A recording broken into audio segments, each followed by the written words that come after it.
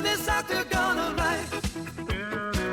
Together we will fight. Bilal Muhammad is continuing to call out Kamaru Usman. Kamaru Usman has said himself that he's not fighting anytime soon. So why does he keep calling him out?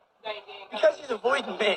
He's now started to mention Sean Brady's name again, a man who he's already knocked out. Imagine calling out someone you've already knocked out. Here's the truth. Had Bilal beat JDM, he would be fighting me in his hometown of Chicago. So do the right thing. Don't let your hometown down and accept the fight in Chicago. I'll see you soon. Ian Garry out here trying to do Conor cosplay with Dollar Tree trash talk. Bro, your lines hit softer than your jab. You sound like a teenager who just discovered McGregor highlight reels. You want to outbox me? Try out talking me. First, without embarrassing yourself. Until then, go back to rehearsing in the mirror. Maybe one day your trash talk will be as sharp as your barber's fade.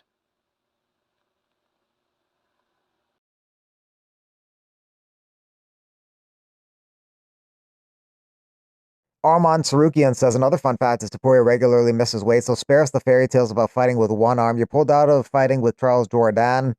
It was a canceled bout. Topuria had weight cut issues. On 9 days' notice, Jourdain made 145. Topuria had a full camp and can't even make it to the scales. Topuria missed weight and cost him the Cage Warriors title despite a first-round victory. And Topuria missed weight at UFC 317, and the commission is covering it up, is another thing he presents. In terms of Ilia Topuria's punching power, Josh Emmett says he's fought harder hitters. He was telling MMA Junkie, of course Ilia hits hard. I feel like I've been hit harder than other people I've fought. But the thing is, Ilia has good footwork. He's always in really good position. He's fast and he's precise and accurate. And he's not loading up 100%. So he's landing the accuracy and precision with the speed, and that's where the power comes from. I was always saying on the regional scene when I fought Christos Yagos as a lightweight, he hit really hard, and Dan Ige can crack too.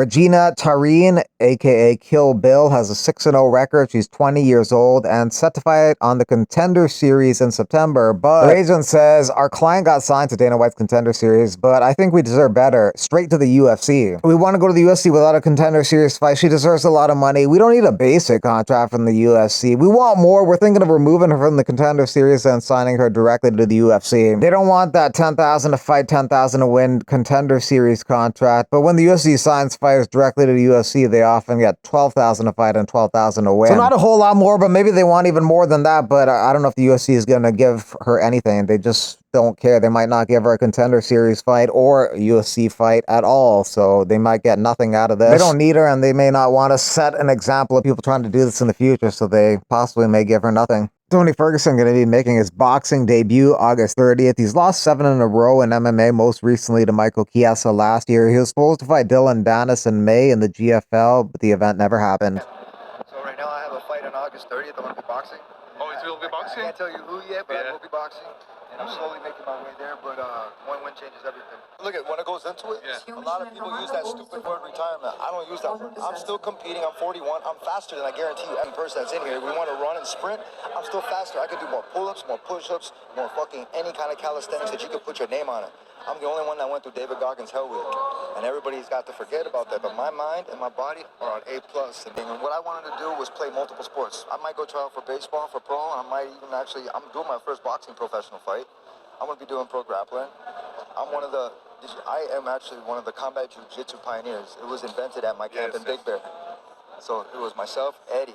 We made that shit. And then he took it mainstream. So like, there's a lot of different sports that I want to go and try. And that makes it more interesting because, damn it, I'm a fucking athlete and I win a lot. Volkanovski asked what his game plan would be if he fought Topuria again. He mentions using wrestling and testing the cardio of Ilia, but they're in different weight classes now, so I don't see them ever fighting again.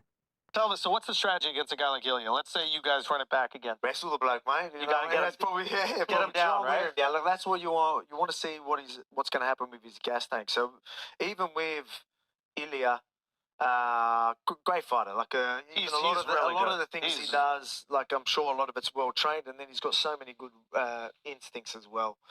Like even him just shifting that way, he probably trained for that, but then just as soon as he wanted to square his hips up with the right hand, the power was there and put him in a safer position while he was firing too. So just little things like that he probably trains for, or it's just great instincts. But yeah, he's a. We want to see the gas tank, see what happens with that. Because I thought Charles, when he was taking him down and forcing the sort of wrestle and the grapple, I felt like it was starting to wear on him a little bit. So even when he sort of ended up on top when they grapple, I don't know if you remember, Ilya gets up and then, maybe he was just staying up and there was kicking him, didn't let him up. He waited. I'm going to wait 30 seconds, kick his legs. Interesting. Get my breath back because, that probably took a little bit out of him, which I thought was clever. And then the ref stood him up and then he's like, all right, back to work. So now you get a little break. PFL is going to South Africa, Cape Town specifically on the 19th of this month in a couple of weeks. The main event is Johnny Eblen versus Costello Van Steenis for the middleweight title in the PFL. You also have Ditcheva versus Inaba, women's flyweight fight, Maki Magomedov, and also a heavyweight contest between Corey Anderson and Denis Goltsov. This is the official UFC 319 poster, DDP versus Hamza Chimaev, August 16th, United Center in Chicago, Illinois. Some people are criticizing the lack of creativity in this one, which is a fair criticism, but the fight definitely won't be bland. That's going to be explosive, and the press conference shall be interesting as well. DDP has a great ability to agitate his opponents at these conferences and make them weep, and I feel as though Hamzat's a pretty easy guy to agitate, so it'll be an interesting dynamic there, and the fight, again, will be explosive. Dustin Poirier's final training camp for his final fight next weekend against Max Holloway.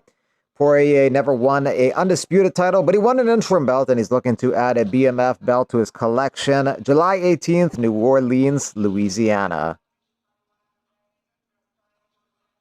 John Bones Jones expressed interest in fighting at the White House next year on July 4th. On a graphic of him beating Tom Aspinall at the White House, Jones says, "I like this. Will he do this, however? Probably not." Ron Davis wants President Trump to have a PFL show at the White House. President Trump has a great idea to stage an MMA event on the White House lawn July 4th, 2026. PFL's and MMA fans, what do you think about a PFL proposed blockbuster fight card for the White House? PFL in the afternoon, UFC in the evening would be the biggest MMA day in history. Ngannou, Nemkov, Nurmagomedov, Hughes, Ditcheva, Carmouche, Cyborg, Pacheco, Eblen, Anderson, Ferreira, Goltsov, and McKee versus Pinedo is his proposed PFL White House card, July 4, 2026.